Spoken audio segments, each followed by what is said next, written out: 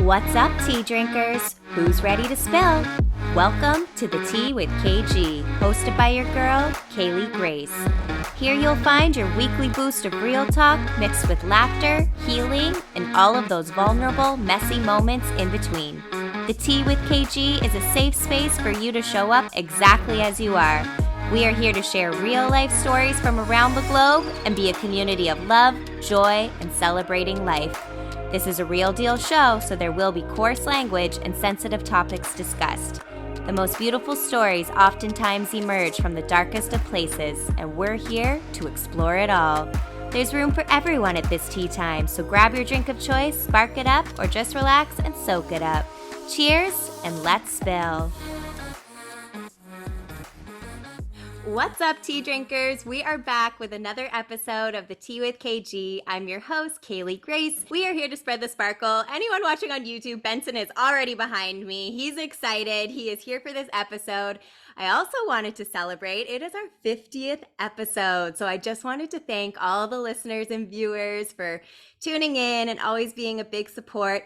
Just like this week's amazing guest, Kirstin Ward. She is always one of my biggest fans, and I am so happy to have her with us today. So thank you so much for coming on. Absolutely. So Kirstin is going to be sharing her amazing story. She's going to be getting real open and vulnerable and raw with us as she shares her fertility journey with us, which I am so honored that you're taking time to talk about this because as we were mentioning before we hit record, we know so many women who go through this, and it's just such an important thing to talk about. And it's not just women that experience it. You know, your partners are involved in the process too. So just want to give you a shout out for sharing this with us. It really does mean a lot. Yes, no problem. I'm Awesome. excited to share. Oh, it's going to be so great. So before we dive into all the story, we will get the good old, who are you and what do you do? Yeah, so as mentioned, my name is Kirstin Ward. I am originally from Nottawaneck First Nation, which is in New Brunswick. I'm 30 years old. I am Mi'kmaq. I grew up with my dad in Eskasoni First Nation, which is in Cape Breton Island.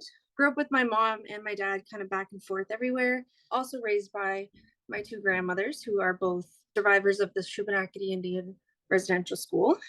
I am currently working as an operations coordinator at the Union of Nova Scotia Mi'kmaq in Member 2. It's a tribal council that kind of services our 5 Unama'ki First Nations communities. And Unama'ki it actually means land of the fog, which is like our own word for Cape Breton Island. That's so cool. I like that. Yeah, I just kind of thought I'd throw that in there. Yeah, it's a great word. Yeah. Some of my hobbies, I just enjoy traveling, camping. I love dogs. Yes. As soon as she started back. Yeah, Benson's like, I feel her energy. She loves me. I will be here. Beyond, and then he's like, what? She said dogs. Yeah. And also throwing it out there, me and Kirstin, we are Taurus queens, so we very much embody. We love our food, our comfort, our fashion. We always connect with that. Are you May 15th? Is my memory that good? I feel like you are. Yes. Yeah. Right. May 11th, May 15th. I was like, yes, our May babies, we're here. Love it. I was going to mention that. I was like, I love food and wine, just traveling. Like, we have a lot of very, very similar interests. And she's rocking her hot pink today, FYI. Yes. I was like, I need to rock the hot pink for Kaylee. Mm-hmm. So yeah, that's me in a nutshell. So as we all know, this human experience that we have, this 3D, we are learning, we are growing, we are experiencing trauma, we're laughing, we're celebrating. It's all of the things, right? This human experience is freaking wild. Like, everything we go through, and it all is for a purpose. And sometimes it's hard to see in those moments. And the way that we gain compassion and openness for each other is by sharing and talking about it. And I know even in my own personal journey, looking to others who've been through something similar has been so my saving grace in certain moments. So again, I know I've said it, but I do want to say thank you for sharing this and being so open, because I know it's not an easy thing to talk about sometimes. So just want to send my gratitude to you. And if you want to dive right in, we'll hear your story, girl. Yeah, I'm so happy to share. When I had started my fertility journey, like I said, I'm 30. I started when I was 25.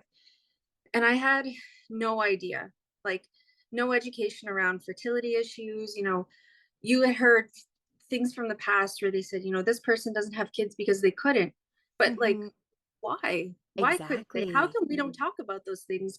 Why is there all this education around, pregnancy and sex and all this stuff, but there's no education around women's infertility? Yeah. So I was super lost when I had, first started trying to conceive 5 years ago. I just thought, you listen to your tracker app, you track your periods, and it tells you when you ovulate, and then you have sex, and then you get pregnant. I never knew that there were like so many different struggles. So So many things, right? And it's so valid what you're saying because I feel you. The only way I know a bit more is from other friends I've had who've experienced it and opened my eyes to it because I'm just like, wow. And I myself, I haven't tried yet for a human baby. I'm like, we have the fur babies, but I have that fear because I haven't tried. I'm like, can I? Like, I don't know. So again, I'm so appreciative of you sharing all of this because I'm sure there's people like me too who maybe aren't there yet with trying, but it is a scary thought because you just don't know, right? yeah, and when you're young and you're not taught these things, you're kind of naive to it. You just think, Yeah. oh, I'm young, I'm healthy, I'm not heavy into drinking or drugs or anything like Yeah. that. Like, oh, I should have no problem. And Hmm. then when you start having a problem, you're like researching all these things. And then after a while, after I had gotten diagnosed, I was like kind of upset, like, why are we not taught these things? Yeah. Um, 100%. yeah, so I started trying when I was 25. I went to my doctor and I said, my partner and I have been together for 5 years. I'm 25 now. I have my university degree, a full time job. I was all set, like, had my own apartment. We were pretty well living together and we were ready to start trying. Hmm. So my doctor said, okay, like, here's some prenatal vitamins, here's some folic acid, and try for a year and come back. And I'm like, a year? Okay. So I take the vitamins, I do the thing, track the periods, do all this, whatever you're supposed to do. And after probably 2 or 3 months, I started noticing that something was wrong. And like my body was telling me something is Yeah. wrong because I had been on birth control from the time that I was 15, I think. Hmm. So like 10 years of birth control, Yeah. controlling I my feel like hormones. our generation too, I feel like so many of us were the same, like birth control for so long. And yeah. Yeah, like I was told to go on birth control before I was even sexually active. Yeah. Same And here. I'm like, what for? Like, Yeah. Oh, I was the exact same. And I mean, in hindsight, when I look at what I was putting in my body, I was like, oh my God. I'm like, what? So I'm very conflicted. Like, I get it. I understand why we have it, but I don't know. I am like, I don't want to put those like, and the hormones messed with me too. Like, I have to be really careful hormonally with myself and just my mental health, just everything. I am very sensitive to certain things. So, yeah, I don't take any form of like hormonal birth control anymore, but my body thanked me. But also, my body knew. Just my body was like, I don't want to say rejecting it, but that's what it felt like. It felt like it was like, you're done. This is not for you anymore. And I'm happy I listened because again, nothing against any of these birth controls. You have to listen to your body, you have to do what works for you. But just for my own self, I was like, and that's enough. So yeah. yeah, I felt that way a few times, but I was pretty well on it for 10 years straight. Yeah. There was really no reason for me to even start it at 15. It was just, like you said, it's our generation saying you need to Right. be on until you are young, beat the teen pregnancy and all this stuff. Mm-hmm. It's just like, okay. But there were times where I took breaks. And when I took those breaks, like my periods were so bad. Mm. I remember actually when I was in university and I was taking a break from birth control and I was going through the grocery store with my best friend and I just like felt my hips lock up and I just kind of like, oh, I felt this feeling and I looked at her. I said, I just started my period. I have to go to the bathroom. And she's like, what? Like, how do you know? Like, how do you know your body so well? I'm like, oh, like your hips don't lock up and all these like all this pain shoots up and like you don't. And she's like, no, that doesn't happen to me. So I kind of started thinking like, is it the birth control? Is it something else? So I went back on the birth control, Mm-hmm. got off it when I was 25, like I said, Yeah. tried for a few months and then my periods were like unbearable, Oh my God. like so unbearable. Ovulation was hard for my periods. The first day I'd be extremely Oh my God. exhausted. Is day one like the murder day where it's like Oh, something is, yes, oh my God, yeah. 100%. It's like Stabbing pains. it's Like, yeah, it's like shooting pains coming up. And when I like mention it to people that have children, they're like, that sounds like contractions. And I'm like, yeah, probably. Like, and the bloating, the nausea, just like uh, extreme symptoms. everything very extreme. Yeah. Dehydration, you name it. Like I couldn't eat, Mm. I couldn't drink. And I was just like, and we're told when we're younger, you are gonna get cramps, you're gonna get this, you're gonna get that. So you think that it's normal. And the way they market it too, like tampon commercials and Yeah. everything like that, they market it so, like you just said, you nailed it. They make it seem like these things are normal, it's fine. And it's like, Yes. sure, there's going to be symptoms, but they shouldn't be taking you out at the knees. Like it should not feel that extreme. So, yeah, it's good that you like listen to your body in those moments because it's also too advocating for your health. Like you have to be your own best advocate for sure. Exactly. So the other thing that I noticed, coming off of birth control and trying to conceive was during ovulation, I started to get pains, like shooting pains, sore, like hips, sore pelvic area. Everything was so sore. So I went back and I told my doctor, I said, this doesn't feel right. I've been on birth control for 10 years. Something's wrong. And she's like, well, you've only been trying for 3 months. You should just keep trying. And I'm like, all right, whatever. I just let it slide. But then I started to bleed a little bit during ovulation.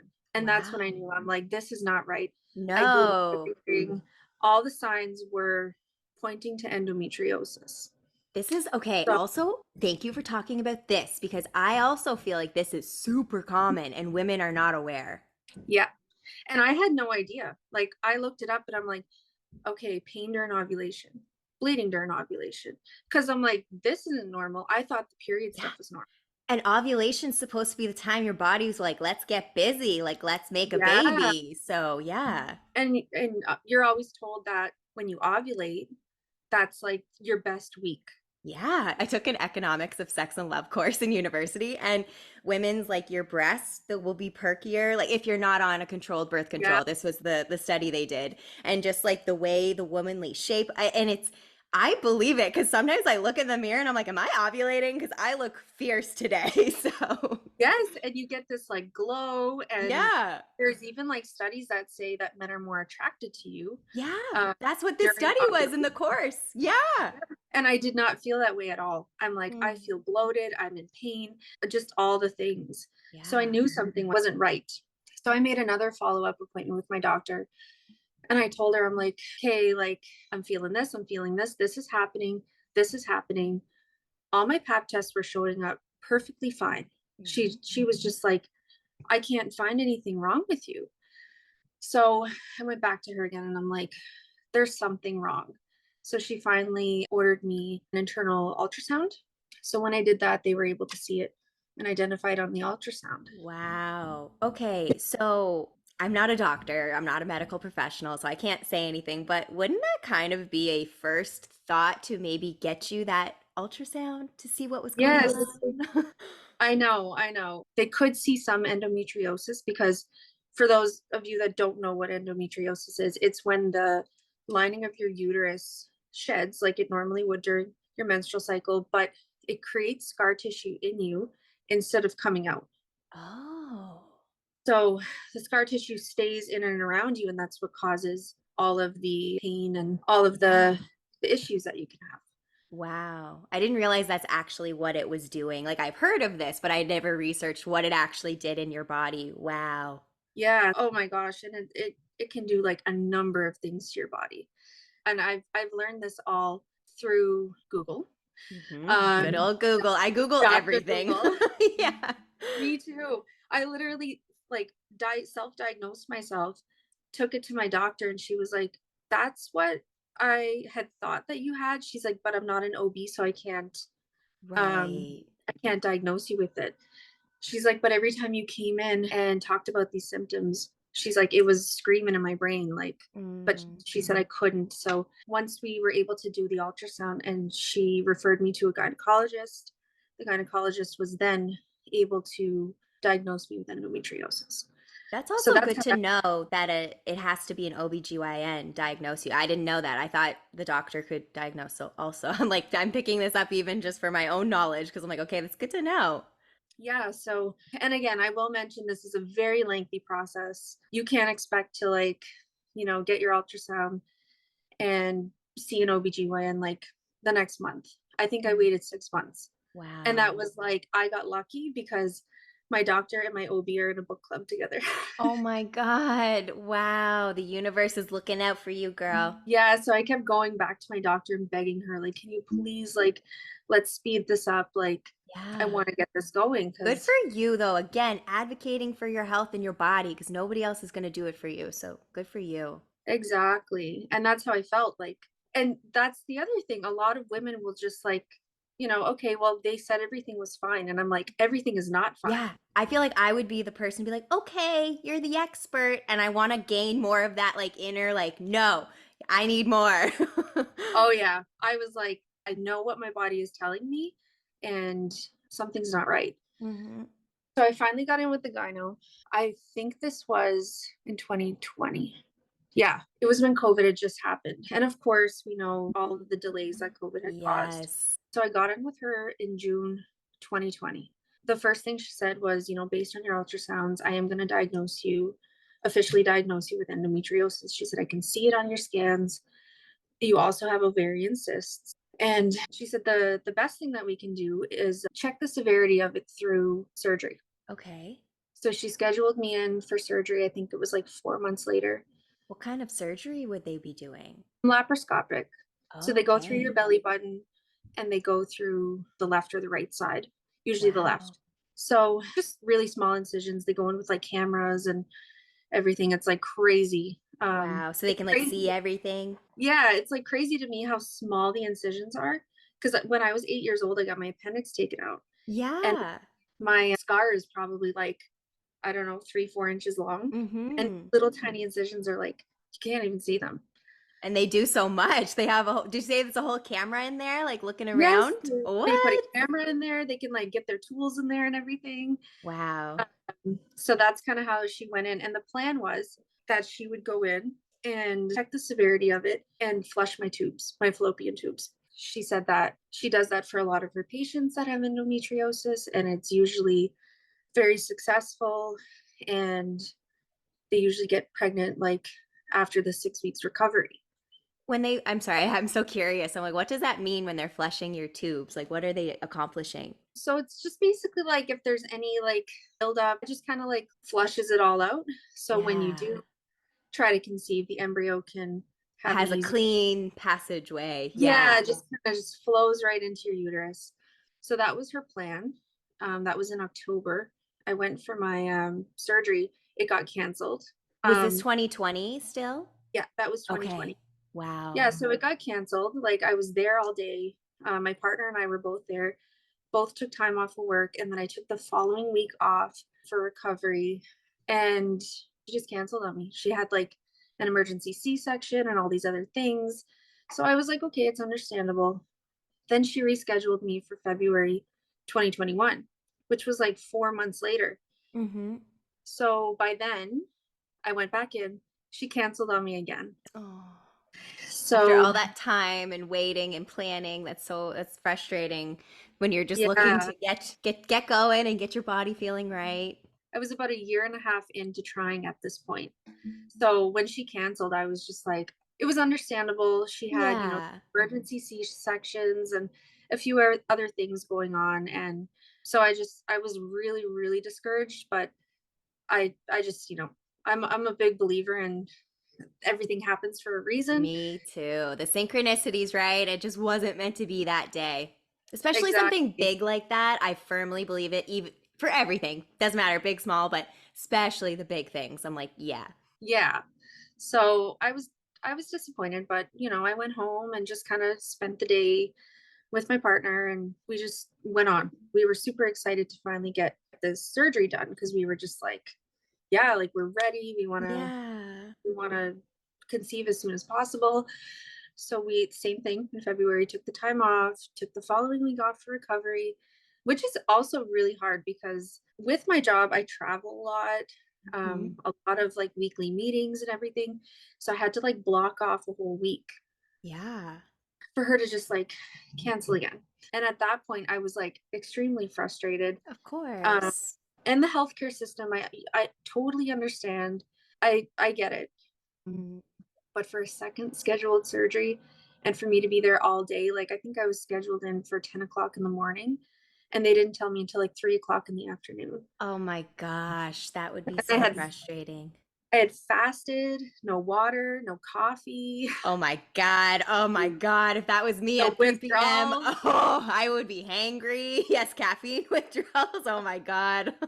That was like killing me, the caffeine withdrawals. I was just like, I just want a coffee so bad. And Yes. so I was tired, I was hungry, I was frustrated. And actually, one of the nurses on the floor had come up to my partner because I went to go get dressed and I bursted out crying in Oh. the dressing room because I felt so defeated. I was just, Yeah. I can't believe this is happening again. Like, why is this not meant to be? Why is this happening again? Yeah. You ask So those my, questions, definitely. I would too, especially when you are kind of spiritually connected. It's like you do think about that stuff. You're like, okay, wait, was there something bigger here I'm not seeing? Or is this just life being like, keep going? yeah, exactly. And my partner was like pissed. I've Oh, never yeah. seen him so mad. And he was, it's hard for him too. And I will talk Yeah. more about that. But it's hard for him too because like he's excited. He wants to have children right now. Yeah. And you're his Uh, girl. He's like, I want my girl to be good and everything. yeah. Yeah. And he sees me upset and he sees me discouraged and having to go through this again the second time around. So we get home. I immediately just go to sleep. Don't want any food, nothing. I don't want any coffee. I just want to go to sleep. I'm exhausted. Yeah. So while I'm sleeping, he sends this big email to the Nova Scotia Health Authority and just went off on them. I had no idea he did this. I didn't even know what was in the email. So I get a call like a week later and like you're scheduled for surgery in 2 weeks. What? And I'm like, okay, like that was quick. Yeah. And my OB like apologized and everything. And I was like, why is she Yeah. What okay? happened? Yeah. So then he tells me afterwards, he's like, oh yeah, I sent an email and I got Baby mad. getting the job done. I was like, you of all people, you sent an email. Like he gets mad at me when like somebody puts mushrooms on his food at the restaurant and I'm like, send it back. Send it back. Yeah. I love that. I live to see that's like a true partnership. He is advocating for you too. That is what's up. Exactly. He totally advocated for me and I thought that was amazing. So we finally get to my surgery that actually happened in March. Yes. We This is got March. there. Yes, finally. It was March 2021. And this is like they put you out, you're sleeping. It's a pretty painful surgery. I think they put me on like fentanyl, Ooh. anything you can imagine. They drugged me right up and I was like, I was out. Yeah. They did the surgery. I came out of recovery. And when I woke up, I've never ever felt pain like that in my life. Ooh. And I just like I couldn't believe how much pain I was in. I can't even explain the pain. And the nurse kept asking me like, what's your pain level? And I'm like, 15. Like Yeah. and like I can't handle and I was nauseous. I kept wanting to throw up. Like I couldn't move. I was in so much pain. I could not move. So come to find out later on when I got out of recovery, the OB came to talk to me and she just looked at me and she was like, you have severe stage 4 endometriosis. She said, Whoa. I've never seen it this bad in somebody your age and as healthy Wow. as you are. So she said Wow.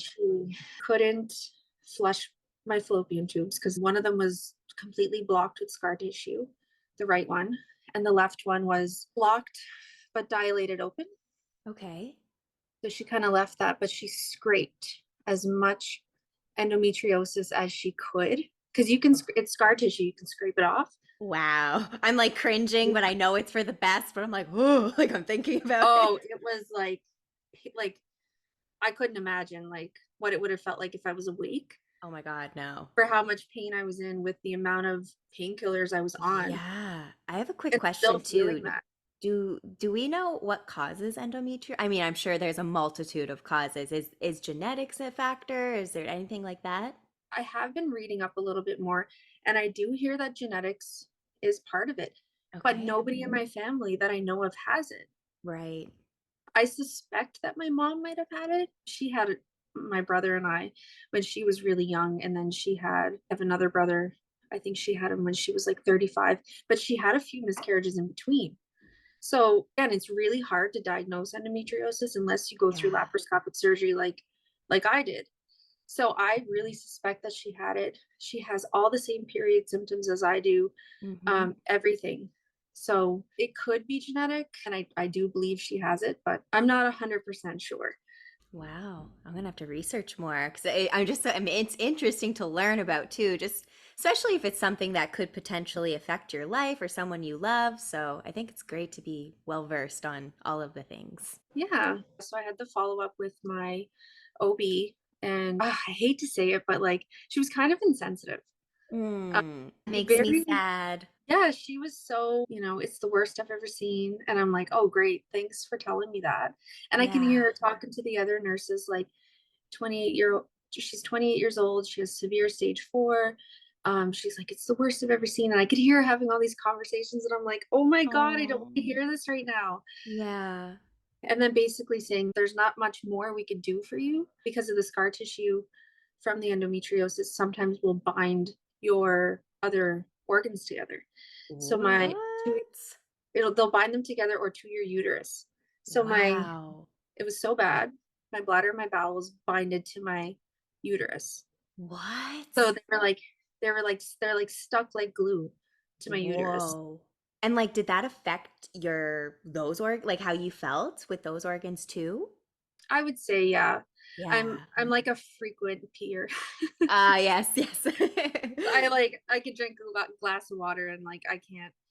And I always thought that was weird because I had pregnant friends that were like I've flown with before, and I'd get up to pee like 2, 3 times during like a 2-hour flight. Hmm. And they're like, I'm pregnant, like 8 months pregnant, and you pee way more than I do. And I always thought it was so weird. So that's kind of like how that affected that. Yeah, So wow. I did not know that. yeah, it can actually travel to your lungs, and it can travel like within your bowels. So you can have like bowel Whoa. endometriosis. I'm on a few support groups on Facebook, and I've seen all of these things, like all these other things that these women deal with. Like some women Hmm. can't go to work, some women can't exercise. Yeah, it So, totally affects your quality of life, like everything. yeah, so although mine is very severe, I'm lucky that I can still do day-to-day activities and get out of bed and do things. Yeah. So Um, after your surgery, when she was saying it was like the worst she's seen, everything like that, what happened next? so I had a follow-up appointment with her 6 weeks later. The recovery was horrible. Oh my Mm, God. Thank God for my partner. Um, yes. because I couldn't get off the couch. I needed him to like pull me up. Yeah. He had to like put me into bed, take me out, like take me to the bathroom. I couldn't bend down on my own because there was Oh so my much pain. gosh. Yeah.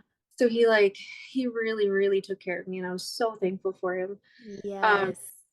so we went to our 6 week follow up, and he went to all my appointments with me too. Hmm. So we went to the 6 week follow up, and she basically had said everything that she told me after the surgery, and said that my best option would be to do IVF, which is Okay. in vitro fertilization, Hmm. where they retrieve your eggs and take the sperm, create an embryo, put it in your uterus. I asked if there was any possible way that I could conceive naturally. Hmm. She said that I could, that it would be a very, very low chance of conceiving naturally and a very high chance of an ectopic pregnancy when the embryo just kind of like gets comfortable in your fallopian tube instead of making its way through to your uterus. Because if your fallopian tube is dilated open, it has more space to kind of like grow in there. Yeah. So, of course, I didn't want that to happen because that's another surgery, that's Hmm. emergency, wouldn't be a good thing. So she said my best bet would be to just go straight to the ART clinic in Halifax. So that's the Atlantic Assisted Reproductive Therapy clinic in Halifax. She said that she would give me a referral, and it's about a year wait, a 1 year Wow. wait. So, of course, we were devastated again. I Mhm. asked her if there was anything I could do in the meantime. And she said, well, you can go back on birth control to kind of like slow down the endometriosis because the Okay. birth control will regulate like your estrogen and your progesterone and all that stuff because endometriosis feeds off of estrogen. Okay. Yeah. I didn't know that So, either. I am learning a lot today. I'm like, wow. yeah. And this is like me, like 5 years of learning about Yeah. myself. So that was her only solution. And I'm like, well, that's a shitty solution, but we'll take it. Yeah. I wanted to do everything the safest way possible. I didn't want to take any risks Mhm. because I had already gone through so much. Oh my gosh, yes. You're like, okay, like let's just do whatever is the safest thing for me and the baby. Absolutely. Yes. So I did it. I went on birth control until I was able to get into the art clinic. My family doctor sent in a referral, and I don't know, like, I love my family doctor. She got me in so quick. I was in within like 6 months. Oh, amazing. Yeah, so she sent in the referral. I don't know if she added any extra notes or what she did, but Yeah. she got me in quicker than I thought. And of course, by then we had already started a savings because for anybody that doesn't know, IVF is not covered. It's In so Nova, expensive. yeah, we had already had a savings to start buying a house. Hmm. So we just kind of put that on hold, and that was our IVF savings, Yeah, I which was feel like important. IVF should be covered for women. Like, I don't understand why it's not. I And even agree. like like storing your eggs, because I've considered that, but it's so expensive. I'm like, who can do this? Like, Yeah, it's crazy expensive. I'll totally get into that too. yeah. So yeah, so we finally got into the art clinic and we started all the testing and everything in September 2021. And then I was told by my IVF doctor I would need to do another surgery. And this surgery was to clamp my left tube shut. Oh, Yeah, so it would be like when women get their tubes tied, is what they call it. right. So, Yeah. but it would be for the left one, because Okay. he was also concerned that if we did IVF and put an embryo in my uterus, that it might Mhm. travel down into the fallopian tube. And do what you mentioned earlier. Like, what did you say it was called? Ectopic pregnancy. Ectopic pregnancy. Okay. Yeah, yeah. So he wanted to avoid that. So I was scheduled for that in January 2022, so a year ago, Hmm. and he broke his hand. He broke his hand? Yes, my IVF doctor broke his hand like playing hockey or something. Oh my God. And I was like, great, here we go again. Like Here we go again. Oh my God. at that point, I was just like, I honestly, I don't give a shit anymore. Like I Yeah. was so over it. I'm like, sure, whatever, wait till your hand heals, blah, blah, blah. He only took like 3 weeks, 3 or 4 weeks. And I was like scheduled in for the actual surgery on Valentine's Day last year. Valentine's Day. Yeah, so it sucked, but because we're like we love Valentine's Oh Day. my That God, was me too. I'm so romantic. I feel like we're the same. me too. I'm like, we're gonna plan this nice little getaway. So, but Yes. we ended up doing that anyway because my surgery was at the IWK Hmm. Women's Clinic in Halifax, and it was on a Monday. So Hmm. we had the whole weekend. So we did like a Valentine's Day weekend, and Oh, that's nice. yeah, it was really nice. We got a hotel, and but we needed it anyway for the surgery. So Yeah. I went in for my surgery that day, and he asked me, my IVF doctor asked me if I would be open to removing my tubes. And I was like, okay, like if If I, that's what's best. yeah, I'm like, well, if they're not working, what do I need them for? Yeah. Like they're just there and they're just like collecting scar tissue and all this stuff. So he's like, if they're easy to remove, I'll remove them. If they're not, I'll leave them and I'll clamp the left tube. So I agreed. I signed the waiver forms, all these things. So he goes in, does the surgery, came out. It was like nothing like the first one. I woke up and I'm like ready to walk out of the hospital. I'm like, was he just more gentle or Yeah. like, Is he magic? What is this? yeah, I'm like, what did they give me? Yeah. Yeah. So he came back. Well, the nurse had gave me a little overview of the surgery and she said that they were unable to remove my tubes because now within not even a year, because I had my first surgery March 2021. So this is February Yeah. 2022. The endometriosis had gotten so bad again that my tubes were now stuck to my uterus with everything else, Oh with my scar tissue. God. So Wow. she said that he wasn't able to remove them because it would be just like scraping everything. And then they weren't just like freely flowing like they should be. Mm-hmm. So he left them and he clamped the left one. And I'm like, okay, well, whatever. I don't care at this point. I'm so Yeah. like over it. Like, let's Yeah. do Just IVF. do what you got to do. Yeah. Yeah. So that was fine. The surgery was not that bad at all. Definitely nowhere near as painful as the first one. And you'd think that it would be because Yeah. like he put a clamp in me. Yeah. So that was weird. But it was great because I didn't have to go through that pain again. Mm-hmm. So we went for a 6 week follow up with him at the IVF clinic. And he said, yeah, no problem. Like we can start IVF as soon as you're ready. He said, a day of your next menstrual cycle, call us and we'll start you exactly 21 days later. So I was like, okay. I started like the next day or something. So I called him, and like 2 days later, we ended up getting COVID, Oh my the gosh, both of us. no. So another thing that I needed to do was get an MMR vaccine. I guess Oh. um, I didn't have immunity to it, so I got the MMR vaccine and COVID on the same day. Oh my God. I was I was an absolute train wreck. Um, and Will ended up getting COVID as well, and um, I called them and I'm like, do you think we should wait because we do have COVID and everybody says that they're really tired for a long time after COVID and they feel the side effects for a while. And he was like, no, it's fine. Like, we'll start you whenever. Exactly 3 weeks later, we started our IVF process. And it started with one needle a day, and the needles are injected into your stomach. Hmm. So Will actually did all of my injections for me I was because curious there about that too, because I feel like I would be scared to do it to myself. I'd be like, I don't know if I could stick that needle in me. oh, there was no way. There was no way. And like they teach you how to do it at the IVF clinic. They show you exactly what to do. So I just like let him like watch and I'm like, I'm not doing that. Like Yeah. I couldn't step myself. I just couldn't do it. So thankfully he had no problem doing it at all. He's like, I got Um, you, babe. yeah. I took this needle called Superfact for 3 weeks. And what it does is it puts you into like a mini menopause and Okay. it stops you from ovulating, but it makes it so that when you start your hormone injections, that's when you start to ovulate. Okay. So it's a really weird process putting you into this mini menopause so you don't start your period and you don't ovulate. And then as soon as you start the hormone injections, you start to ovulate. You get eggs in your follicles, all of these things. So to get down to the cost breakdown, to start the IVF process, the process alone was $8,100, I think. Wow.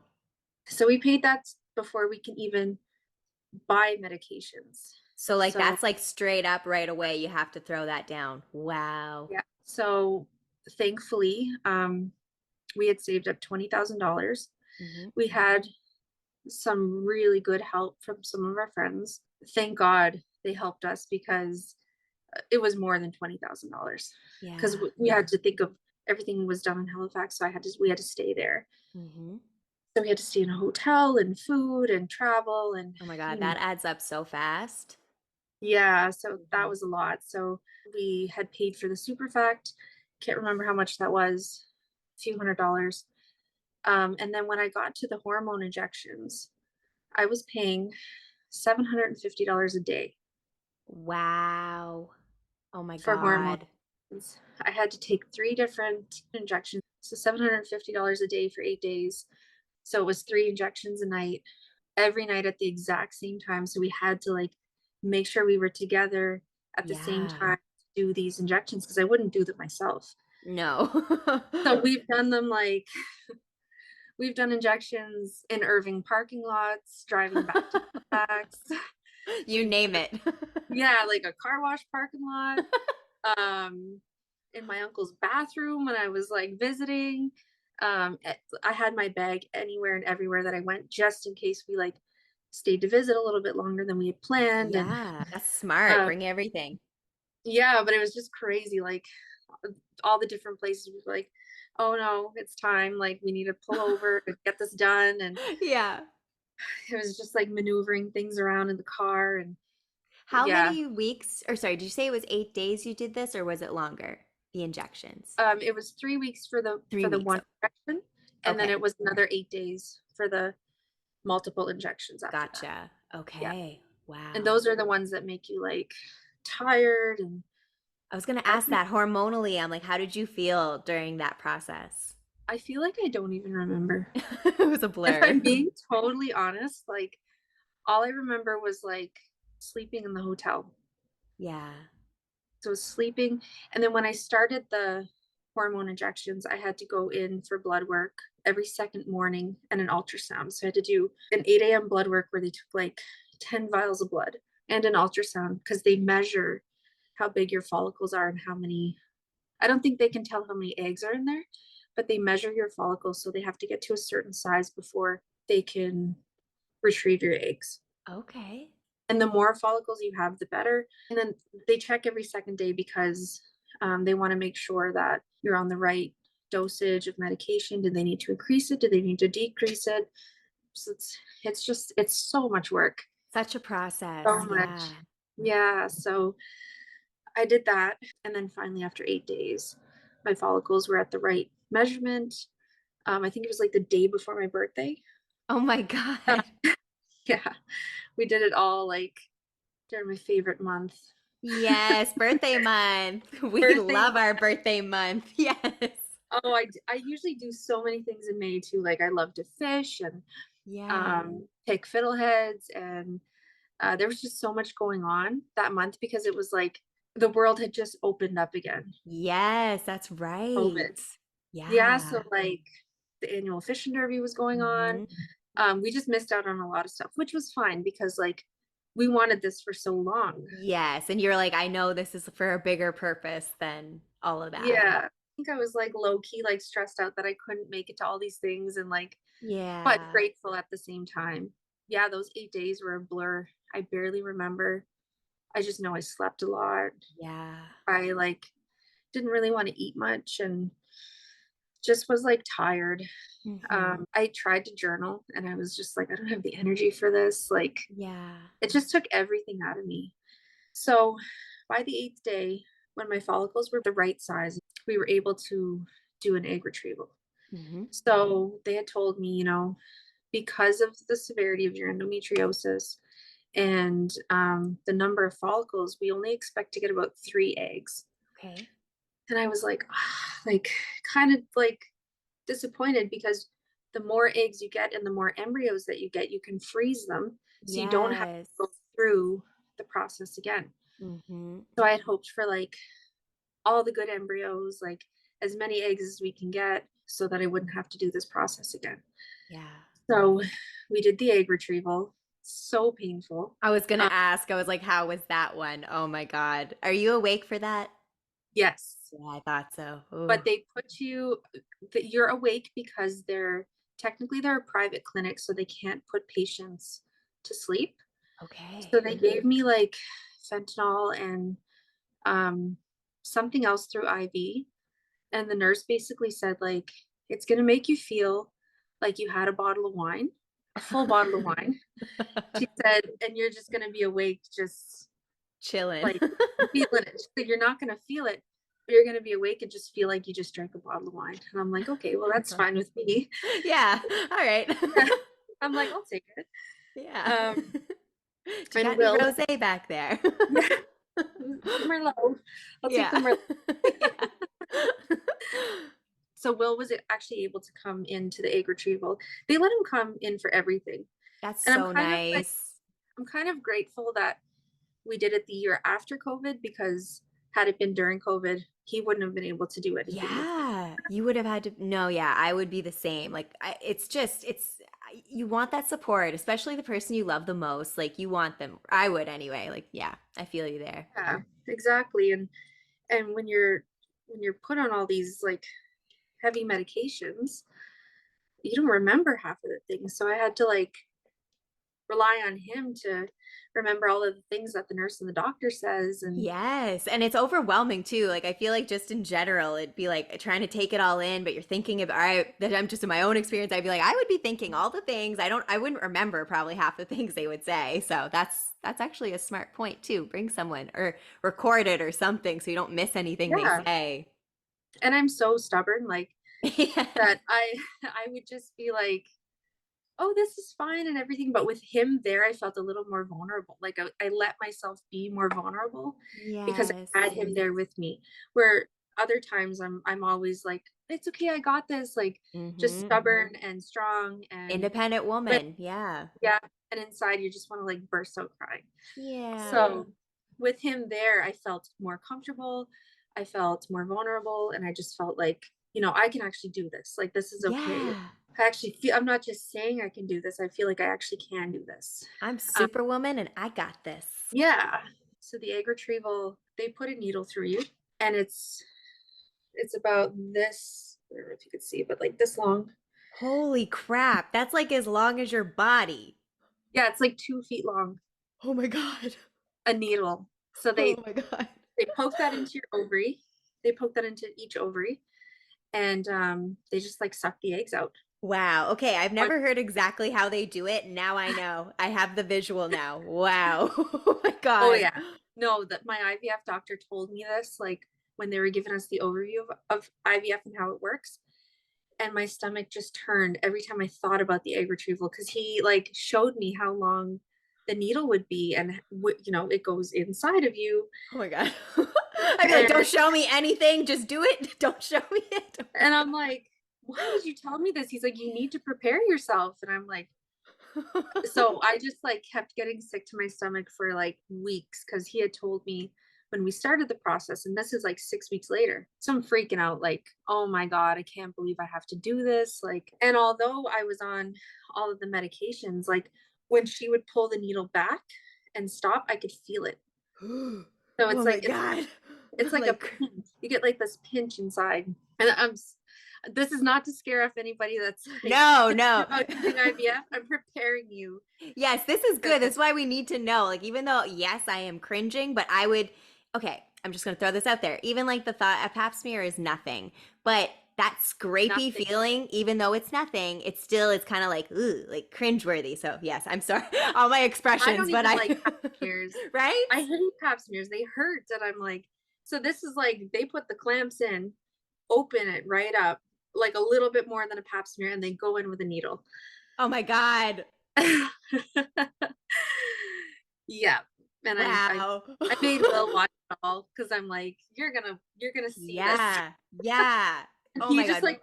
he just kept looking at me like, are you okay? Are you all right? Women Like, are superheroes. Oh my God. Let's like shout out for the women right now. Any woman, doesn't matter. But if you've gone through that, extra shout out for you. for real. I don't even want to think about it. And I really did feel like I just drank a bottle of wine. So I'm just sitting there chilling, like, oh, ouch. Like watching them like just fall up. And it was great. She said we were gonna get 3 eggs, and she's counting. She's like 1, 2, 3, and then she got to like 5 or 6, and I was like, no way. Oh, And that must have been the best feeling. yeah, and then she went to the other ovary and got a total of 8, That's when she expected amazing. 3. So I was super happy about that. I was so happy, because I was like, I can't believe they thought they were only going to get 3, and look at me, like there's 8 now.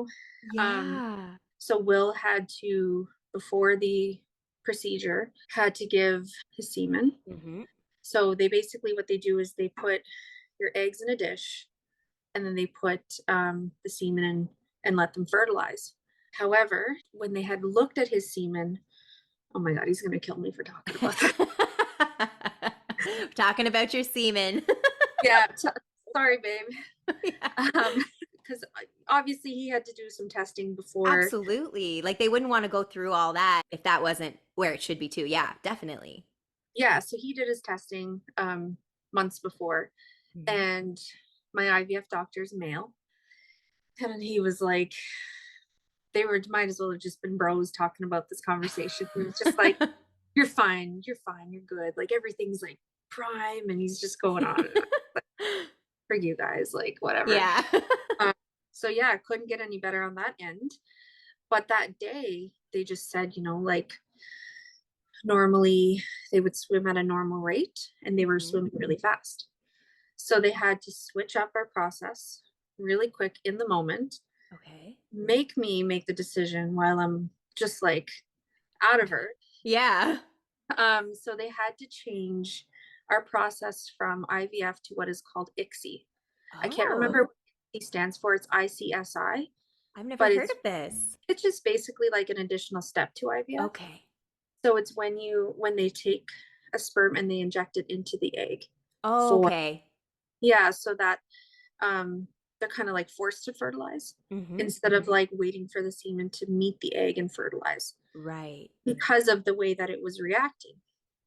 So after that, we got hit with another bill for like $2,500 Oh my God. because that's an additional process and whatever. So after you do your egg retrieval and they do all of this stuff, they update you every day for up to 5 or 6 days, and they monitor. They call it cell division. When your egg and the semen fertilize and they start creating an embryo, and the more that the cells divide, the better the embryo is to transfer. They hope for it to get to what's called a blastocyst stage. I wish I had like a visual for you, but I was just literally we have like our brains are connected because I was like, I'm picturing you with a chart now showing us. yeah, like there's literally a chart at my IVF clinic and it shows like all the stages from like day one to like when it does hit the blastocyst stage, because the blastocyst stage is like the best that it can get. It's like almost a guaranteed pregnancy. Okay. So they called the next day and they said, unfortunately, only one of your eggs fertilized out of the 8. So they Okay. said, we'll monitor it for cell division, but it is progressing. But it's the only one that fertilized. Quick Of question. course, If it's only the one, like does that mean the other ones are no good now or are they still well, viable? they do monitor. They wait a few days before Okay. they discard them, but they do like they do ask you like, what do you want to do with them, and you just usually say discard them. Okay. Yeah. So, they said we will leave the other ones, and because they did inject them, right? So they know to keep them. Mhm. So they said we will leave them for a few days and just like monitor them and see how they progress. Mhm. So I was like completely devastated because one fertilized egg means you have none to bank. Right. So you don't have any embryos to freeze, which means if you do an embryo transfer and it fails, that means you have no backup. You have to do the whole process again. So we had Mhm. nothing to freeze. By the second day, they called us back and they had good news that one of the other eggs had fertilized and started its cell division. Yay. So we were like, this is like, it was a total roller coaster. I can't even Yeah. explain like how crazy it was. So then we were happy again because we're like, cool, like, if our first transfer doesn't stick, we always have the option of a second transfer. Yeah. So, or putting them both in, but they don't recommend that unless you're over 35. I'm on my way there. Yeah.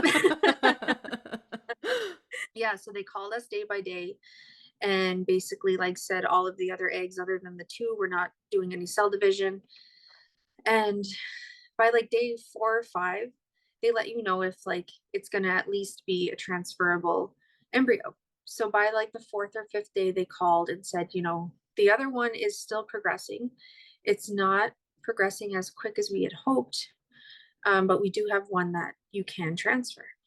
So we were super excited about that, devastated and excited at the same time because we had just spent $20,000.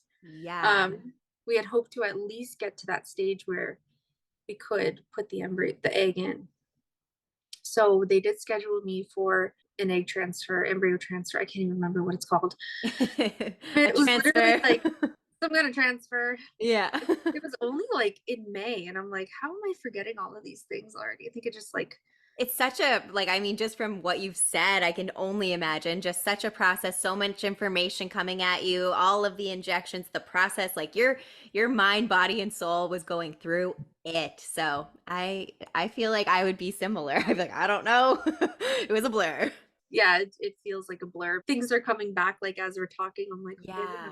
they scheduled us in for a transfer, and that morning they called and they said, "Are you guys still coming in?" And I said, "Yeah, like we're gonna be there. Are we good to go?" Because they had to still monitor it that morning. So I was like, Hmm. that morning they could have told us like, sorry, but they said it was good. And that was at like maybe 8 o'clock in the morning, the day of the transfer. And when we got there, they were like, "You won't believe what happened." We're like, "What?" And they said the other one is still progressing and Stop. from 8 o'clock this morning till now, that it's like more cell division within an hour and a half. So we were like, oh my God, like they said, we'll continue to monitor it, but um, we're not sure if it's going to be freezable. So we said, okay, that's fine. Like we were just happy, like it was started to feel like it was meant to be, like Yes. that things were That like got me lined really up. emotional. I was like, whoa, yes.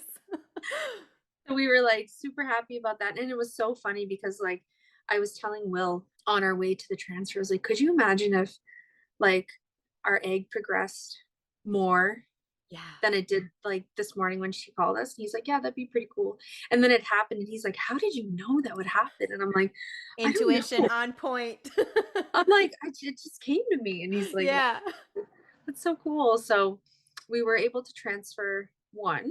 The other one didn't progress long enough and they did have to discard it. So we kind of figured that's where it was going. But it was just nice to know that, it did continue its cell division, Yes. especially with like all the odds against me Mm-hmm. with, how they were saying that, you're only going to get this many eggs and we're not sure of the egg quality due to endometriosis and da da da da.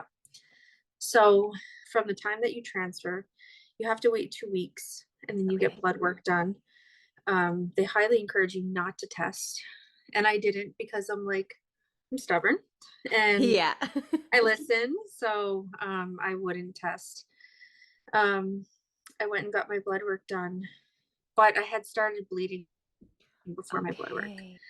So I kind of knew that it was not working. Mm-hmm. Went and got the blood work done. She called me again, insensitive. She called me and was just like, "Hi, I just want to call you about your blood work, and unfortunately, like your HCG levels are not there." Blah blah blah blah blah.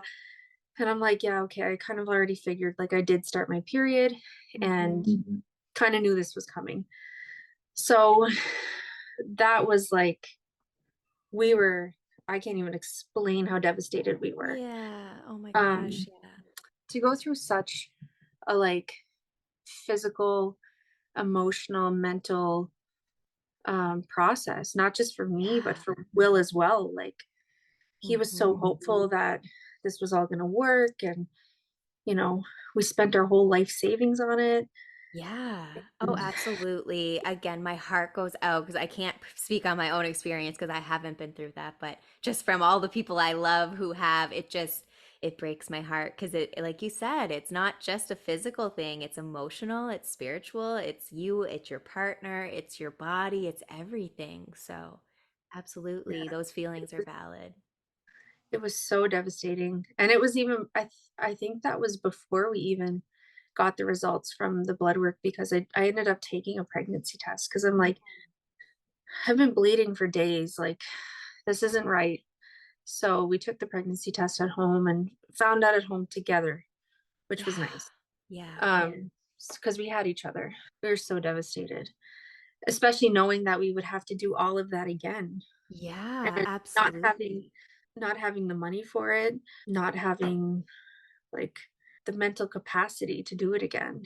So Exactly. That's it. Because it's so taxing on so many areas of life. Like, again, my heart just goes out because, and again, I want to reiterate, this should not be this expensive for women and their partners to do.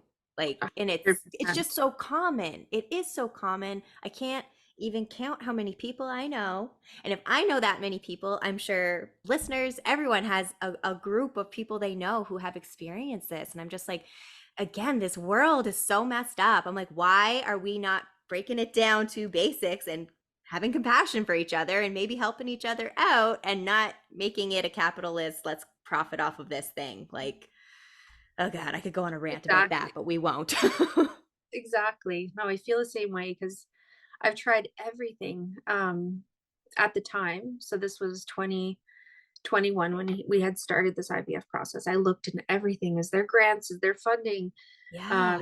I am Indigenous, so I did look Mhm. through NIHB, so non-insured health benefits. Everything. I did everything. So New Brunswick actually does provide a $5,000 grant towards any fertility expenses, but I think you have to actually like spend the money first and then get the money Then back. get it I'm not back. totally sure, but I did look into like every province, and every Atlantic province had something. Like Newfoundland has something, PEI has something, like some kind of money back for when Yeah.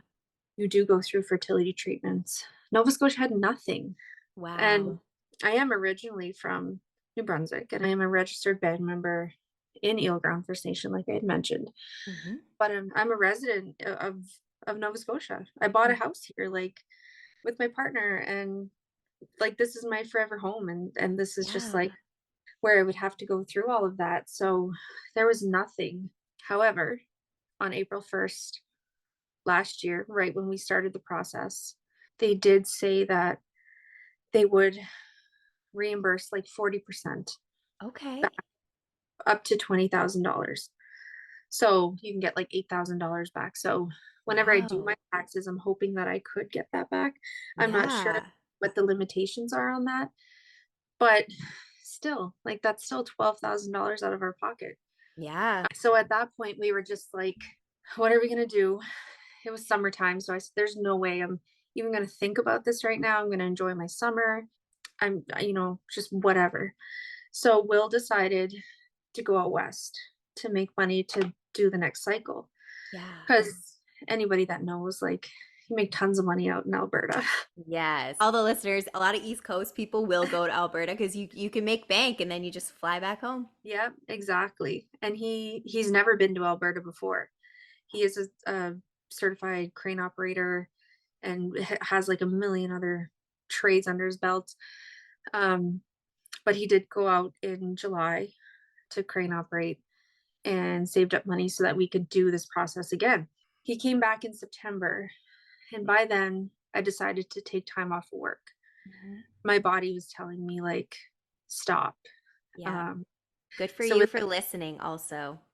yes, so in the summer when he left, I had a doctor's appointment, just my regular checkup, and my blood pressure. I've never ever had problems with blood pressure, sugars, you name it. Like I've always Mhm. been, very healthy. Yeah. Blood pressure was like 152 over like 95, which is Whoa. like which is like I know people with high blood pressure that don't have Those those numbers. readings. Yeah, so I'm Whoa. like my doctor was like, is everything okay? And I'm like, no, I Yeah. just did IVF. And she's like, oh my God, I'm gonna put you off for 2 weeks. And I'm like, great.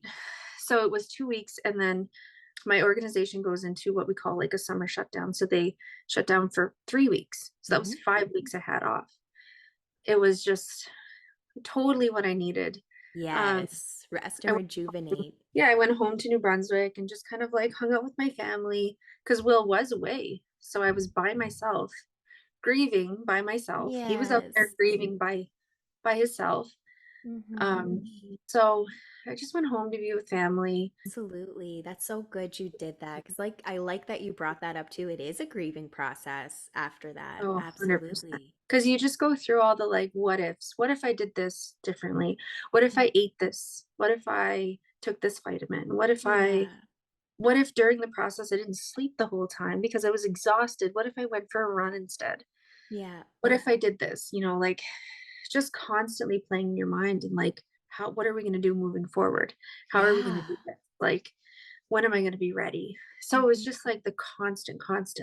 So I went home, and then my uncle, who is like a second dad to me, he's a sun dancer. And It's a traditional ceremony, and you work your way up to be a sun dancer. There's things that you have to do. You live a sober life, and you're just an overall good person. Yeah. And through ceremony, there are things that you have to do to become a sun dancer. He's talked about this sun dance for years, and I've never actually been to one because it's way in Quebec. Hmm. It's in Gaskabegia First Nation, which is like probably an hour outside Campbellton for anybody that Okay. knows the area at all.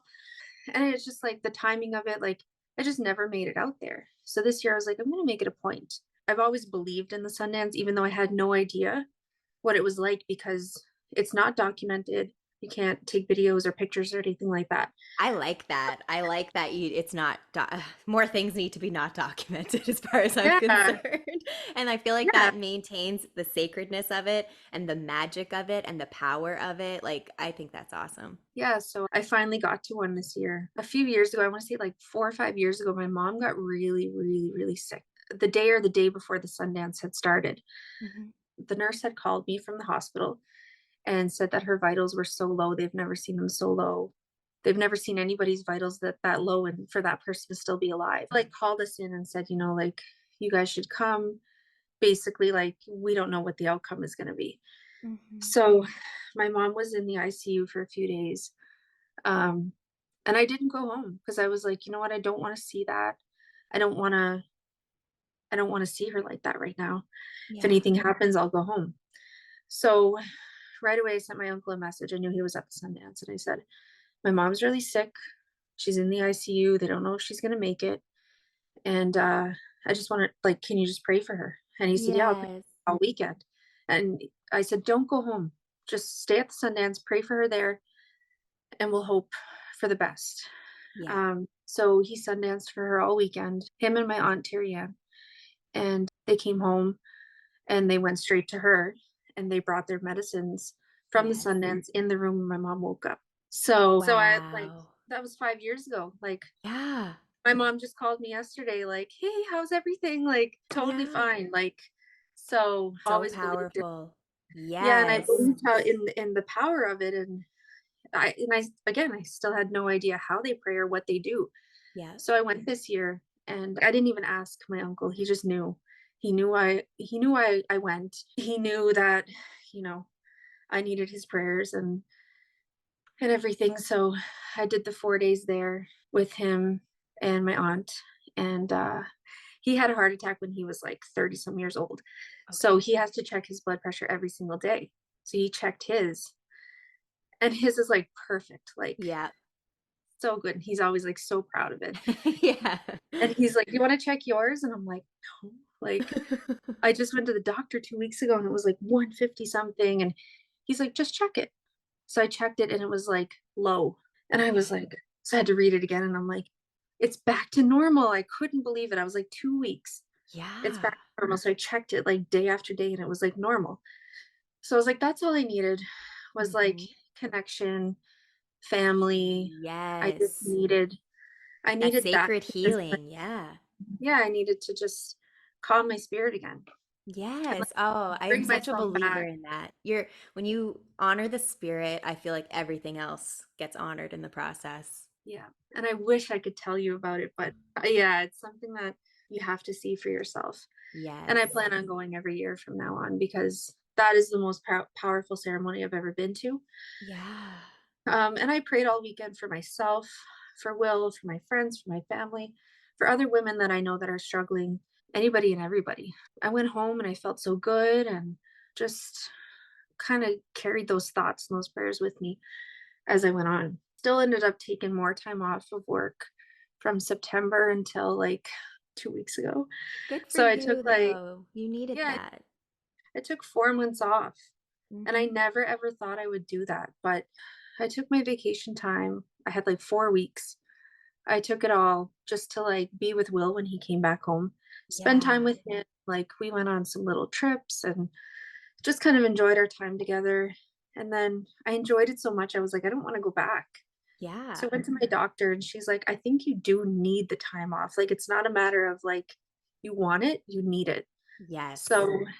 she gave me 3 months sick leave.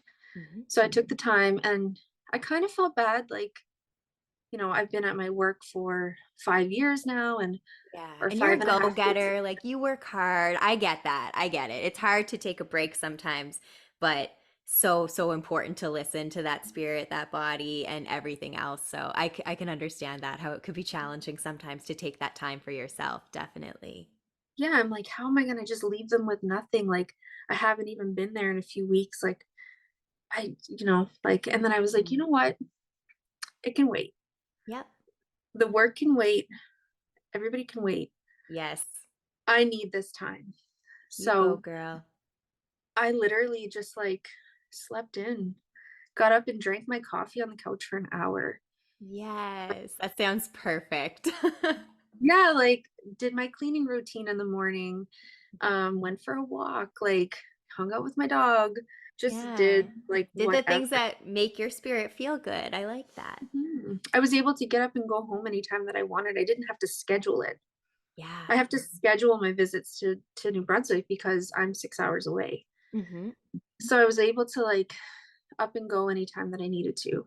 I was able to like spend more time with my little brother and sister. I was able to just do whatever I wanted. And it Hmm. was so amazing. So in that time that I took off, I gave up everything. I just told myself, I'm going to stop trying. Because even after IVF, we said, we'll still try to conceive. You never know what will happen, but Yeah. there's so many things when you're struggling with infertility. There's so many things you have to do. There's so many vitamins you have to take, foods you can't eat, foods that you need to eat. There's even this thing called seed cycling, where you Oh, eat like yeah. Yeah. certain seeds for 14 days. And so it's just like it's I've done that crazy. before, but not for pregnancy reasons, but just because I was like, oh, that looks cool. It was years ago now. It's so funny. You're Yeah, striking that memory in me. I'm like, seed cycling. I know what that is. yeah. And just like every single day, I was getting up and like thinking of like, oh, all these struggles, and I'm like, oh my god, like just exhausted. My mind was exhausted. So Yeah. I finally started therapy back in September. Did that once a week, and really tapped into like childhood trauma. Oh, yes. That's a good one to tap into. That stuff runs so deep. It's like, oh, didn't know you were hiding down there. Okay. Mhm. And I didn't realize like how much was really there. Right. Um, because you think like, well, for myself, like I kind of grew up back and forth with my parents. They were both single parents. My mom is a descendant of residential school survivor, my grandmother. So, of course, that cycle continued, a Hmm. cycle of alcohol and addiction and all of those things. So, as much as she wanted to be a mom, she really couldn't. She Yeah. didn't have the right She's, tools and the right resources. yeah, coping with her own trauma for sure. Yeah. And when she was young, she had to take care of her siblings and, decided to have kids so that she can take care of her own, but Hmm. didn't have the right tools to do that. Right. So I grew up with my dad a lot, but I had a lot of like abandonment issues with my mom Yeah. that I knew that I needed to deal with. Hmm. I was always told like you hold your emotions in your uterus, like Yeah. I you feel like hold that's a everything. very, it's like the sacral chakra, right? Like it's like all in Yeah, there. Hmm. I honestly think like I know so many people with fertility issues that also have issues with their moms. And I'm Yeah. like, is there a link to that? But I think that's there could be. I'm a believer in all of that stuff because it's all energy too. And even things like maybe you personally didn't experience this, but generations before you did, the body and the DNA has all that stored. Like, I firmly believe that. And absolutely, you store those emotions in parts of your body. And like a lot of times, like if I have something physical going on, it's not like I always am like, what's the emotion behind it? Or what's like the spiritual part of it? Because it's always like, those emotions and traumas and things can show themselves in the body via sickness or whatever. So I'm a firm believer in that too. yeah. And it was actually my one of my best friends, Cheyenne, who was on one of your previous Yes. Oh, guests. yeah. She's so great. That was such a great episode. Yes, and she's so in tune, and we're so closely connected that like Yes.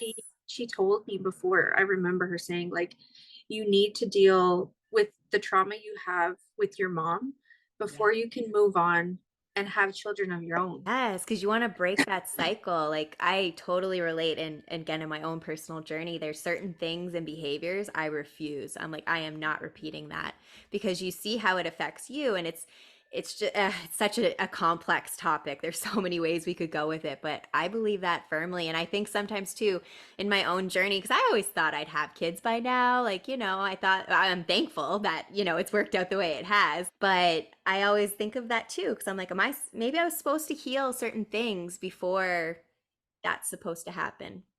Hopefully it does Yeah, happen for me, but yeah. I hope so too. Yeah.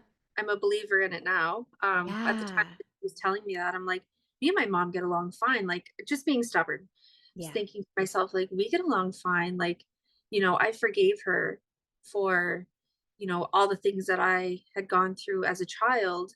Hmm. And I forgave her because she is the way that she is because of how her mom was. And her mom is the way that my grandmother is the way she is because of residential schools. Hmm. And it's just that cycle. And I just, Yeah. forgave her, accepted it, and apologized to her for what she had gone through. Yeah, because you have So, that empathy too, right? Like, and you yeah. understand. And she's apologized to me so many times, my mom, and she was Hmm. just like, I'm so sorry for all the things that I put you through and not being there and everything. And I just said, mom, it's okay. I still love you no matter what. But I still never dealt with it. Right? It's such a complex thing because you're like, I get that. It's like you have that forgiveness and everything like that. You're not hanging on to that per se, but everything's stored in that body. It's like I'm Yeah. here. So I finally was like, okay, I'm going to therapy. And IVF kind of pushed me into that because I was in such a bad place mentally Mm, from that failing that I was like, I need to do something. So I started therapy and I started, dealing with all of that just for myself, not mhm. it wasn't in my mind like I'm going to do this to get pregnant. I'm going to do this to have a successful cycle the next time. I'm going to do I did it because I was like this just needs to happen. Yeah. It starts with you. Absolutely. Yeah, exactly. So, and the Sundance really kind of grounded me again and was like you need to do these things for you. Yep. So, I really had that pull to do that. So, I started therapy in September every single week religiously. That was my one thing where I got out of the house and did my thing. So, last month, Will and I had gone away for his birthday. We went to Montreal and my period was late. And I started thinking, I'm like, oh my God, there's something else wrong with me now. Like, Oh because, yeah, because your experience, you're like, okay, what is it now? yeah, I'm like, something's wrong because I, pregnancy never crossed my mind. My right tube is still blocked. My left tube is clamped shut. There's no way. So I'm freaking out. I'm like, I bet you I have, on top of endometriosis, maybe I also have PCOS because that causes your periods to fluctuate. Right. So, and I know my body. Like I said, I know Yes. my body when it's going to happen. I'm fully in sync with the moon. I Yes. I start on a full moon every single month. The morning of the moon ain't even ready to come up yet, and I'm like, You know. yeah, I'm like, period started. So the full moon came and went, and I'm like, great, something else is wrong with me. We get home from Montreal, and I'm a week late at that point. And I'm just like, well, I don't know what to do. He's like, well, take a pregnancy test, rule that out at least.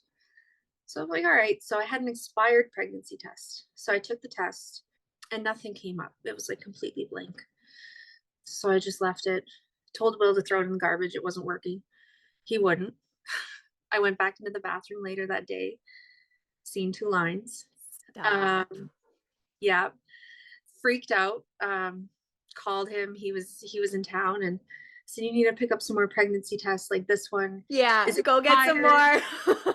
I'm like, I don't know what's going on. There's no way. So he brings some more, and I showed him the one, but the second line was really faint because like I don't know. I've never, I've only taken one pregnancy test before in my life when I did Yeah. IVF, and that's what I need. Like my periods have been so on time.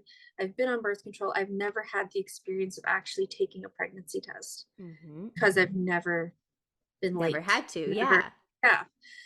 So we take another one. Two lines show up again. Oh my God. I know.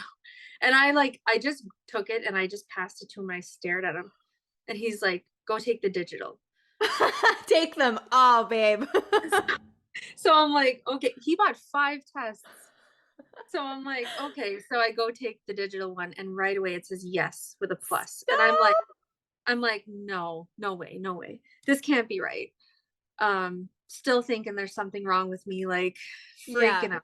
So he's just like, we're just staring at each other. We didn't even say anything. We didn't cry. We didn't like do anything because Shock. we were just like, this isn't right. So I told Bill, I'm like, I need to make a blood work appointment to see like We if got to this is, confirm this. Yeah. I said, I need a doctor to tell me that I'm pregnant. And he looked right at me and he goes, well, the doctor told you you couldn't get pregnant. So why are you gonna wait to believe that? And I'm like, oh my God, like you're right. So I go get the blood work done and Mhm. she calls me and she's like, your levels are blah, blah, blah.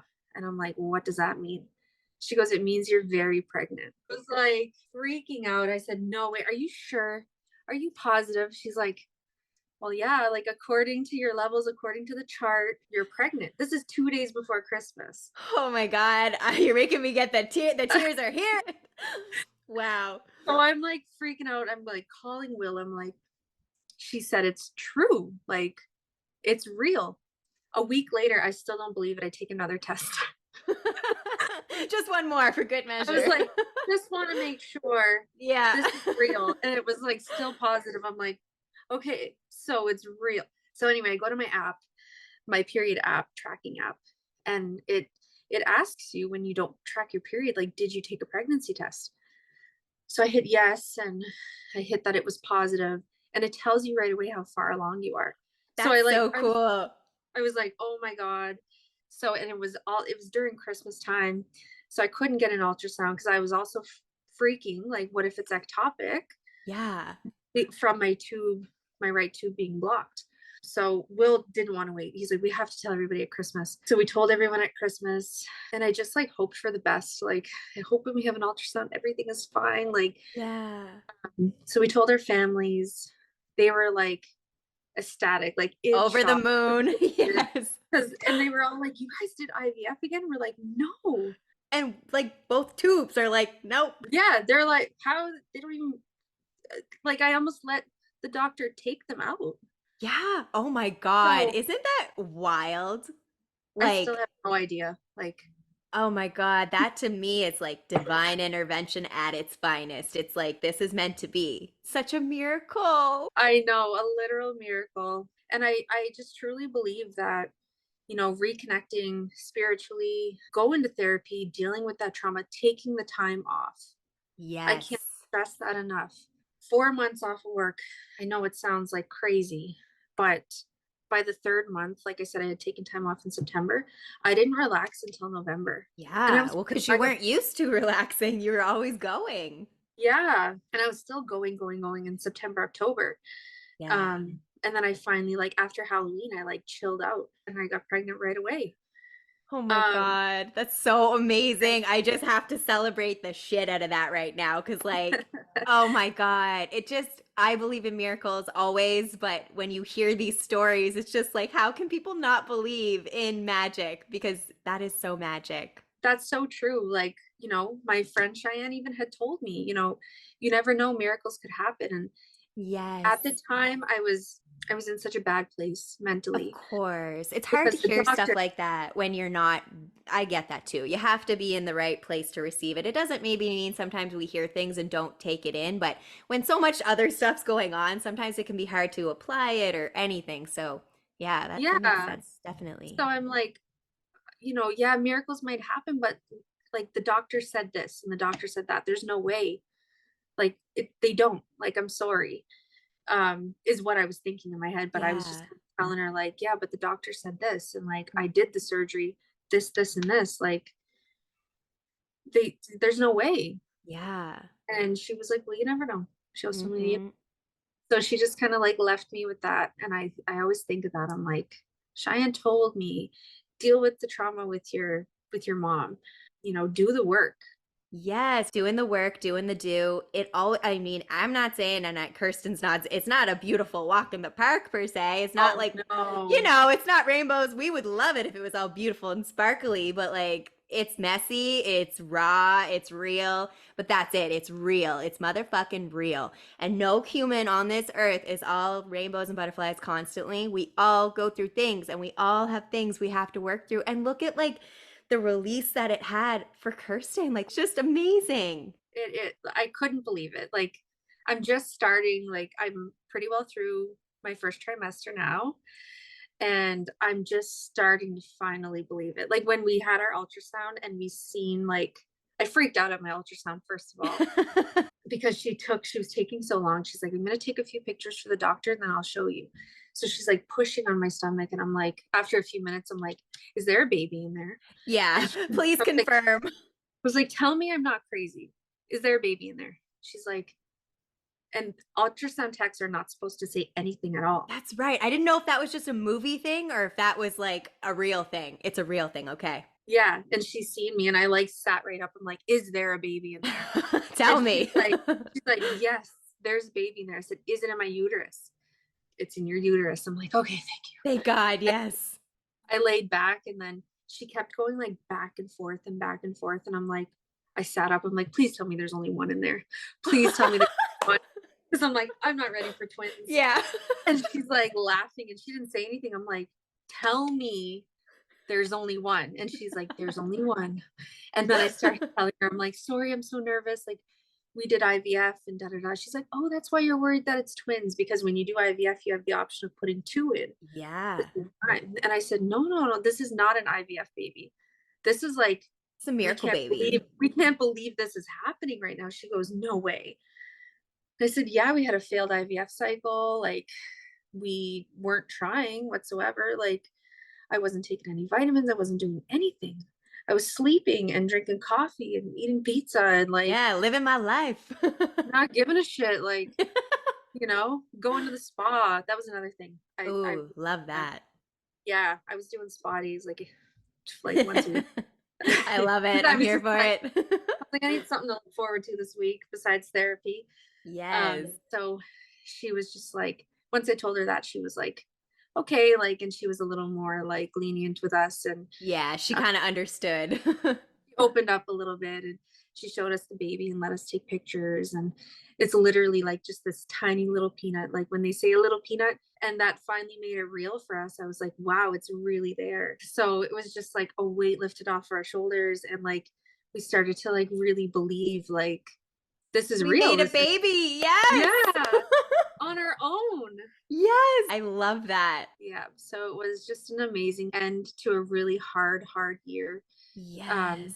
And the thing was, like, at the end of September, we had gone for an IVF follow-up because they do like an overview of, why they think the cycle didn't work. And I actually forgot to mention this. He had said that, like, because they grade your eggs from A to D or whatever. Okay. And I had a lot of like B quality eggs and D quality eggs. So he said, your egg quality is not the best and it could be from endometriosis because I also had like cysts inside my ovaries that they had drained while they did the egg retrieval. I said, well, can we do IVF again? He said, you can. I'm just very worried that you'll get the same result. So that was like discouraging because I'm like, and I was like, well, what about, this, what went on with Will and like, yeah, semen was different. And he kind of said like, sometimes that happens if you were sick or had an infection within a few weeks before the egg retrieval, like and all the that. COVID.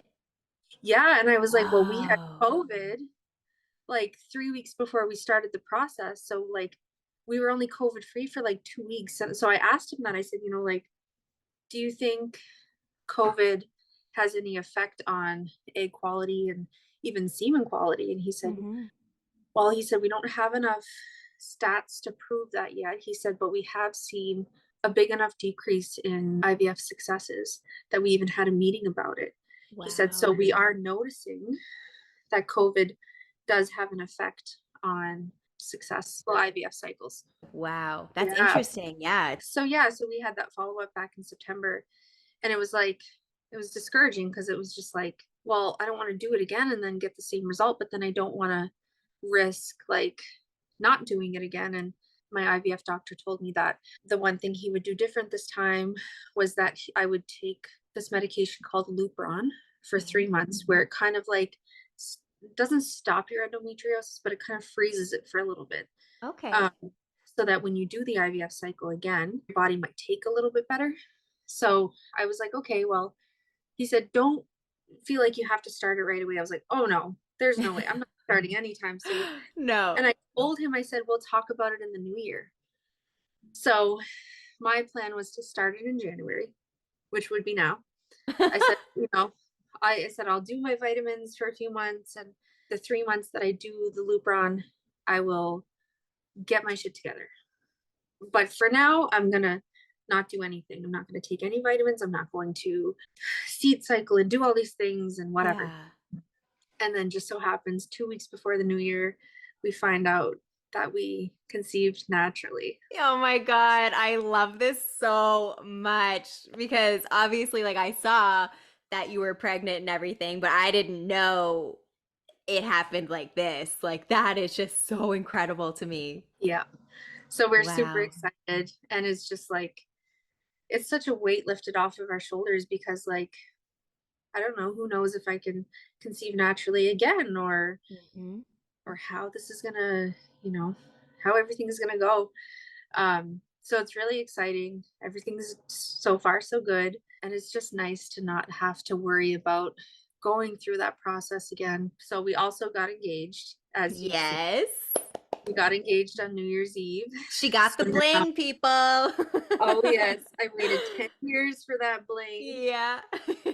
So now, yeah, we can finally like save our money to build a bigger house Yeah, and and spoil that baby. spoil a baby and get married. And Yeah. if IVF is in the books down the road, we'll think about that when that comes. But right now, our biggest focus is the baby, building a bigger home, and then a wedding. And Oh my then gosh. we'll think about another baby after that. Yes. Oh my God. I am here for this so much. Do you have any final words of wisdom you'd like to leave everyone with today? Yes. So some words of wisdom definitely that I would leave everybody with, and especially women who, might be in the same shoes or trying and struggling, and especially when you're young. When I say young, I'm like 25, 35. Like, don't put a timeline on your life. Thank you for Um, saying that. I feel like I needed to hear that right now. yeah, like I remember being a little girl and being like, I'm gonna get married when I'm 25 and I'm gonna have a kid, and then I'm like, when I was Right? 25, I was like, what was I thinking? Like, Yeah. I'm like, I was still living in a 1 bedroom apartment, like a little bachelorette pad, and like, Yes. so don't put a timeline on your life. Don't think that you need to accomplish these things at this age because everybody else is doing it. All of Right. my friends have kids and are married and all these things, and I always felt like I was like missing out, but that's just it just wasn't the right time. So don't put a timeline on your life. And I mean, I'm 30 and I just got engaged. Don't feel like you need to be married and then have kids and then do this, and no. You can do it No. however you want. Do it whatever way you want and don't feel bad about it. Another one would be, I mean, it's so cliche, but don't lose hope. I've lost hope, and that's why I'm saying this, Mhm. because I mean, like, look at where we're at now. Uh, And sometimes, like, if you do give up, just let yourself. Mhm. But don't lose hope when you do give up. There was always that, like, just the little thought in the back of my mind, like, it could still happen naturally. Yeah. Although I felt hopeless, I kind of still kept that little bit of hope. Yeah, just a So little sliver. yeah, so don't lose that. What the doctors tell you is not always the end all be all. Like I said previously, I told Will, I won't believe that I'm pregnant until the doctor confirms and says that I'm pregnant. And he came back and told me, like, well, the doctor said you couldn't get pregnant. So, you know, you just got to believe what's happening Yes. is happening and that it can happen, even when they say. Mhm. So when I first started my fertility journey, like I said, I had no resources. I had nobody. I didn't know any other women with endometriosis. I didn't really know what it was. And my OB, as insensitive as she was, she really encouraged me to join support groups. Yeah. And I never wanted to because I'm like, oh, I don't want to hear it. Like, but I finally gave in and I joined some support groups on Facebook. And I learned more from those support groups than I did through my OB, through surgery, through IVF. There's even specific support groups for IVF that I wish I had found way before I did IVF because Mm. they talk about their protocols, they talk about what they did to help them have a better cycle. And I brought a lot of it back to my IVF doctor. He's like, oh, yeah, we could have done that. We could have done that. And I'm like, oh my God, like, why am I learning more from a Facebook group? Like, Right? It's because it's those so real life stories and like they just let it out. Because I think it comes back to like that human want to help others too. And like you're doing that with what you're sharing today. So I need to thank you for that again, because I just know your story is going to be maybe that little sliver of hope for somebody else, you know? yeah. And I always like, I love to share with people and I love to help people. And because for the first year when I was diagnosed, I was ashamed. I was really like, I'm 25, I'm healthy, I'm this, I'm that. And like, why am I having problems? And like, Hmm. why am I struggling? And, why do I have all like, and I didn't want to tell anybody what was wrong with me. I didn't want to share it. And Hmm. then I finally just like felt so defeated. I'm like, I need to put it out there. And when I put it out there, more women started reaching out to me that I've known for years that are like, hey, I Yeah. have it too. And I'm like, what? So sharing your story, you will get so much more support. Don't hold that in. Don't feel ashamed. Don't hold back. And just like you can't change it, so you might as well do what you can to find that support.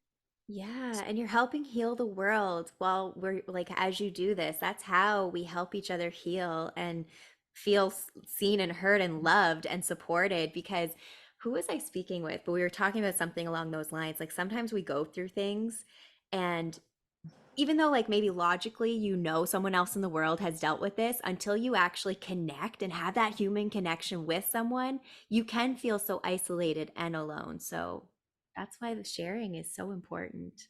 And it is such an isolating, like lonely feeling to struggle with fertility issues when you're never taught about them, when Mm-hmm. other women don't speak up about it.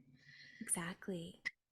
Don't feel ashamed because it's just going to feel more lonely. And there are like, once you start sharing your story, you'll realize that there are so many other women out there that are struggling with the same thing and you could help each other. So Absolutely. Oh my gosh, I love that. So amazing. You're incredible. I am feeling so much joy from this story. It just like, again, I know I said it already, but when I hear stories like this, it just makes my heart and my soul feel so magical because it just truly is. It's like you don't have to see things to believe it. And I love this because your story's literally that. It's like all the odds were not on your side. And look, you healed, you loved yourself, and it just naturally happened. yeah, it happens. Yeah. Miracles do happen, and prayers do work too, but at the end of the day, you can hope for a miracle as much as you want. You can pray as much as you want, but like I mentioned, like you have to do the work. Yes. Oh, yes. The healing journey, not for the faint of heart, but so worth it. You will always thank yourself for choosing to heal, even if while you're in it, you're like, oh my God, like this is insane. But, when you get through that, you're always more enlightened, you're always more evolved. And you have like I feel for me anyway, you see people and you could kind of, you understand them better and there's more. It heightens our empathy, it heightens our compassion, it heightens everything. And I just feel like for our world to flow, we need that. Exactly. You got to do the work. Definitely. And Hmm. what worked for me might not work for you. So I'm not saying like follow my journey, do the same thing that I did. But if there is anything to take away from all that I've shared, it's to take the time for yourself. Take that Yes. time off of work. Work can wait. Everything can wait. Hmm. Take the time for yourself. Do whatever healing you need to do for yourself. it, whether it be therapy, whether it be whatever it might be. Whatever speaks to you, right? And exactly like Exactly. Kirstin said, whatever speaks to you on your journey, do that. And sometimes don't overthink it. Like let yourself just be and listen. Like I feel like Kirstin, that's what you did. You let yourself rest, you listen to your body, and you're like, all right, let's do this. Yeah. Mm-hmm. Yeah. And it came to total complete surprise. Right. So amazing. Oh my gosh. Thank you so much for coming on and sharing this. I cannot wait for everyone to hear your story and feel your beautiful energy. You are amazing and congratulations. I know I've already congratulated you, but let's congratulate you again on both the engagement and the baby. So exciting. Thank you so much. And I'm so glad to be on here and to share the story. And I also wanted to mention, thank you for holding the space for me, because Kaylee did reach out to me back in, I think it was like October. Yeah, again, time and space. I feel like I have no concept of time, but I was like, it was a while ago. Yeah. Yeah, it was like September, October. You reached out to me and asked if I would share my story. And I was like in the midst of like therapy and like healing, and I couldn't even talk about my story without crying. So I remember telling you, like, I would love to be on, because I was listening to your podcast and just felt so inspired every time that I listened to it, that I had to message you and be like, I love this episode and I love this. And so when you asked me to be on, I was like, oh my God, like I would love that, but I'm just not ready. Like, and I'm so glad that you like waited for me. And and now I have like a way better story to tell. Right. And that's the thing. And it I ends on a never, positive note now. right? I never want, like, I always want guests to be in the right space for the right time. And that's it. I'm like, I want you to honor what you need to do. I'm here. I'm ready for you when you're ready. So, absolutely. And, like, exactly, like, I could not have guessed this was going to happen. And it's just so inspirational and beautiful and amazing. Yes, I'm so glad to be on here. And I hope, even if this helps one other woman, We're doing it right. Yes. it was worth all the time and the energy. And so it was totally worth it. Absolutely. Did you want to plug your socials in if anyone wants to connect? Yeah, for sure. My Instagram is protected, but if anybody wants to follow me on Instagram, I don't post a whole lot on there, but it's just Kirstin Ward, Kirstin with two eyes, not Yes. Kristen. No, Kirstin. Yeah. And then my Facebook, again, just Kirstin Ward. Reach out to me on there anytime. I'm a little more responsive on the Facebook Messenger. Yeah. So if anybody has any questions, or just like even wants to know more, or wants any guidance or suggestions in any way that I can give it, reach out to me by all means. That's amazing. And everyone listening and watching, it'll all be linked if you're listening via podcast, show notes, if you're on YouTube, description box. So you can just click the link so you'll be able to find her, no problem. And I just want to thank the listeners, viewers again for always tuning in and being such a great support. 50 episodes, can't believe it. We're here. We're every Tuesday or Tea Time Tuesday. So huge shout out to everyone who always tunes in. And I guess that's our tea time for today. Thank you again, Kirstin, so much. I'm so excited for you. I can't wait to follow the pregnancy journey and see how everything goes. Awesome. Maybe we'll do a mom podcast. I'm like, yes. I'm like, bring that baby. Let's go. Let's go. Oh, I love it. Well, I want to wish love and light to everyone as always, and we will see you next week.